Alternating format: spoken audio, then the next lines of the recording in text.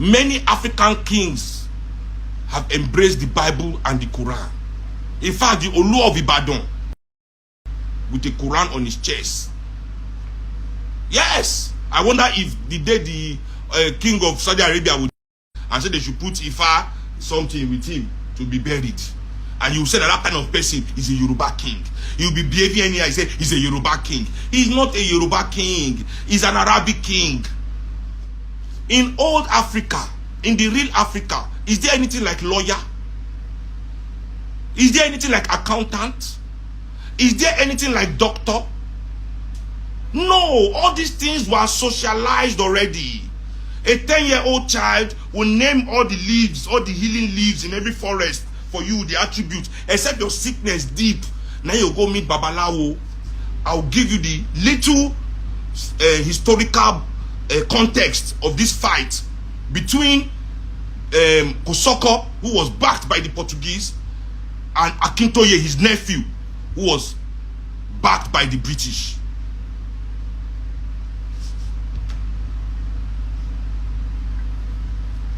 Kosoko was selling slaves to the Portuguese to take to the Americas. But the British then had launched colonialism. You remember very well that even America then was a British colony before they fought for their independence. America had not yet become empire, but they still needed slaves. But they were not with the British anymore, if you remember. Now the British haven't discovered colonialism. Colonialism simply means say enslavement in your own land. The English had moved from farming, agricultural based industry. They were moving to the industrial based industry. The so-called industrialization was happening. This was the industrialization era. So they didn't need agricultural product anymore. What did they need now? Raw materials to power the factories of England.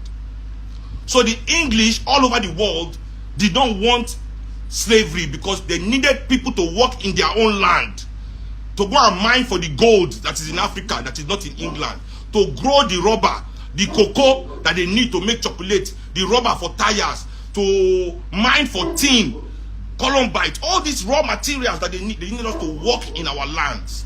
So the British were fighting to keep us here. The Portuguese were fighting to take us away.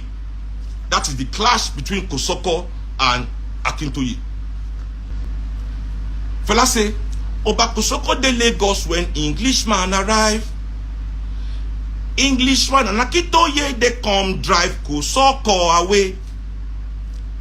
UAC come on hold, they come too. They dey many years, Africans them no agree. Why you take our land by force, them as the Englishman? The lands were already taken by force. See, this fight where Kosoko fights the British. I mean, they, go and look at your history. They get one. There's a history of an African colony with the Netflix. Talk about this issue. Kosoko beats the British when the fight started. They run. The British run because they didn't expect that kind of fighting. When hand to hand we see them. They run, go house, go bring big bomb and boat. They burn the whole, they bombard the whole Lagos Island. They raised it to the ground. That's what they take to subjugate all this Lagos Island. They destroy every garden, even the palace. You understand me? That's why the British come, they take Lagos. Yes, so where are they for the song? Why you take our land by force, them as the Englishman? We have to come to some kind of an arrangement. Englishman no one agree. They start to hire Africans to fight them brothers and kill them too. They give them guns, uniforms and law. Fight your brothers and kill them too. We dey behind your back. We be government, big government, big government, big government. These people that they pick to fight, that them they rule. Who do you think is ruling you in this? What do you think is going on? What do you think they happen for this country? Do you think Tinubu is in charge? Even though Tinubu don't win, do you think Tinubu is in charge of this country? United Tinubu fit make law about this country. But the thing about you Nigerians, I say that church and mosque, they scatter on our brain. When they say, Seun, they smoke igbo. But the worst opioid, the worst drug is religion. And all of you are on it. You are doped up. You are doped up on religion. Out of your fucking minds. Because you think you are special. You think, say, if you win election for this country, say a people's movement win election for this country, una say the rich people of this country no go fight war against una. You think you're not going to make this country hard for you? They must make you hate your own revolution. They will make you hate your own revolution. You will hate your own freedom. That's why everybody hate fella. And that's why maybe everybody now too must hate me. Because you must hate your freedom. You must hate the ability to be free. Listen, to be free is a mindset. Say nobody will control me. So I dey tell young people, if you dey for school, say, and you dey bribe lecturer, you are incapable of freedom. If you dey school, dey bribe lecturer, no matter what a lecturer do, because this is university. If you do your test, you do your exam, you study as you're supposed to study, nobody can fail you. You go contest that result. They go bring that to the other people. Go just review what you write. Nobody will just fail you because it feel like that. You fight. So when they bring what you write, make they come, other people can't look at. But because you say no, so you know feel write nada. You are incapable. They don't train you. They train us to be incapable of understanding freedom, of being free. You go they fear to free. So you are afraid of your own freedom. I understand. So they hold on to nostalgia. Yoruba get Lagos, Igbo get Owerri, Hausa get car. Now you don't own. It has been taken from you, and your leaders, your so-called, they're not leaders, they are rulers. And your rulers are put there to make sure you don't ask for it back. To make sure you never do anything to take it back, to make it your own.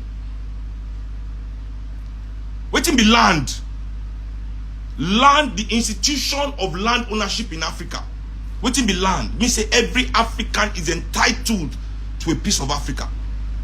That is the old African way. As they born you, you are entitled to land. Are you entitled to anything today? It's gone. We must rebuild, we must remake, we must reimagine, we must recreate. But that is the job. But so far you are all distracted from that. You are fighting for crumbs of Europeans, fighting to uphold European institutions, fighting to uphold European and Arabic religions and institutions. Many African kings have embraced the Bible and the Quran. In fact, the Olu of Ibadan with the Quran on his chest. Yes, I wonder if the day the king of Saudi Arabia and said they should put Ifa something with him to be buried. And you say that kind of person is a Yoruba king. He will be behaving anyhow. He say he's a Yoruba king. He's not a Yoruba king. He's an Arabic king. In old Africa, in the real Africa, is there anything like lawyer? Is there anything like accountant? Is there anything like doctor? No, all these things were socialized already. A 10-year-old child will name all the leaves, all the healing leaves in every forest for you, the attributes, except your sickness deep. Now you go meet Babalawo. We know some secret, maybe ancient secret, maybe now give you extra hair. But real medicine was already socialized. The law was socialized. Everybody know the law. For old Africa, you know if you lie and nobody need lawyer. Talk waiting happen, talk waiting. Everybody know the law because the law was just. The law was about justice. This legal system of Europeans, what would they use now? Where we need lawyer. Because it is not about justice, it is about legality. Because when you do something wrong and you have power, you can legalize what is wrong. You can legalize what is wrong. That's why we need lawyer to follow Oyibo law. African law is not about legality. African law is about justice. No, let me tell you, Africans didn't need lawyer, doctors. So Oyibo had to come and teach the first, Rotimi Williams, first lawyer. You know, all those kind of things. They had to come and teach. Now, the way Europeans teach their own children, it's not the same way they came to teach your own elite, those first elite. They spent billions to teach us these things. Now that these things have been proven to be bad, destroying us. Is anybody spending that same kind of billions or expending such effort to unteach us those things? No. Nobody is using effort to unteach us. To say, all these things we will tell you and a lie. They do seminar. Come to our, the way they came to, the way they come here when they don't come back slave. Are they coming here now to come and repair the things they have spoiled? No, we are left to do it on our own. And still, they still put gate man to make sure so we no go outside. We don't think. And that's what I realized. We don't think about our real situation. We are afraid to think about our real situation. Because if you think about your real situation, if you think about your real situation, you know if you do the nonsense what you do. So you decide not to think about your situation. That's the fact. You decide not to think about the situation. You decide to think about the things that have nothing to do with your situation. Now that's the hill all of you like to die on. The hill that will not change anything. NSAS. What will happen after the NSAS? Ending SARS, will it change police brutality? Will it stop police brutality? I don't understand the concept, the people that come up with this concept, to make sure that you are distracted, to go and die on top of a hill that will not change anything in your reality. Me, I'm a revolutionary, I'm not a martyr. It's only martyrs that want to die for nothing. I can never die for nothing. I am here to live for something. That's why I'm a revolutionary. I live for something. I stand for that thing. Anywhere that thing they go, I'm following that thing there. If it will not lead to my death, let it be so. But I know to just carry myself and say, God, never. Emiko. Emiko. I swear, knowledge is not lonely. In this Nigeria, knowledge is lonely. When you know, you are just lonely. Because you're telling people, they think you are crazy. You are just alienated. You are almost in exile among your own people. The only thing where they do for the so-called Independence Day is flag changing. We should be calling that a flag changing day. Because the institutions that were used to subjugate us in colonialism, they left them in place. So that means say certain Africans agree to run those institutions. And until we topple those institutions and make them our own, you can never say you own anything. And now let me tell you the only reason why sub-Saharan Africa is not like South Africa. Europeans plan to settle the world. They plan, it's called living space. Europeans plan to turn the whole world to their own, to live everywhere, to subjugate the world. Them and the Arabs, they are imperialists. Their own thing not do them.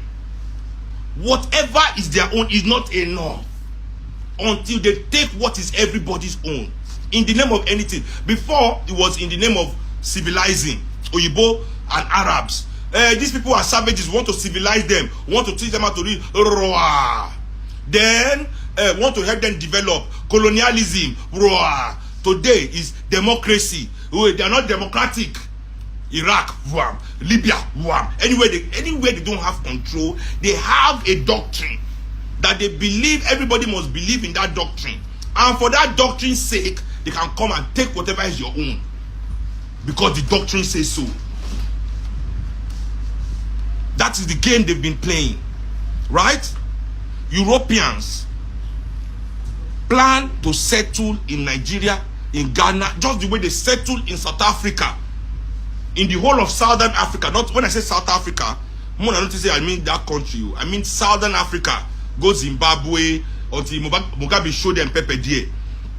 You know, Namibia, Lesotho, Swaziland, all that Southern African peninsula. They own all the land. They own, even in Nigeria, bro. See, let me tell you. Go and look at your land holdings in this country. Go and look at it. Look at people controlling vast swaths. Farmland, any kind of land, anything they want, they take it. Anything Europeans want. You never hear your government say Europeans want something here, they say no. Anything they want, it's called foreign investment. Yeah, foreign investment has come. Foreign investment, that's what they'll be telling you. But whatever Europeans want from Africa, they take because it's their own. They put their boys there to legalize the taking. I say their law is about legality.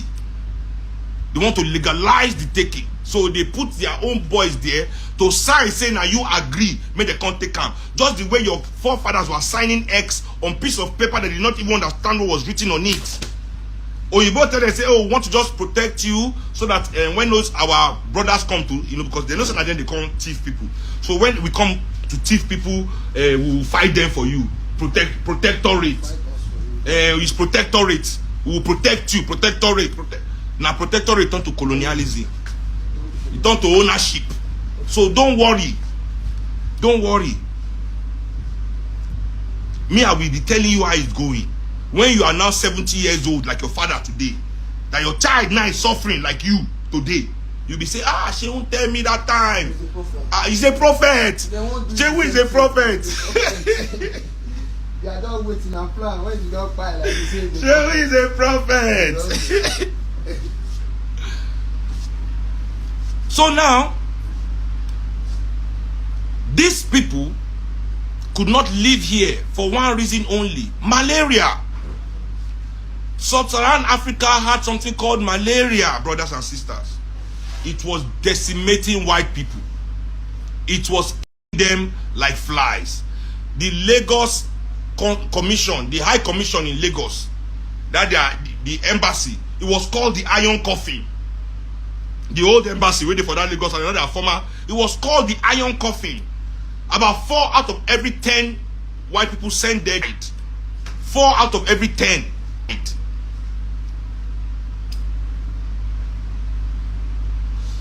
So they realized that some part of the world they could not settle.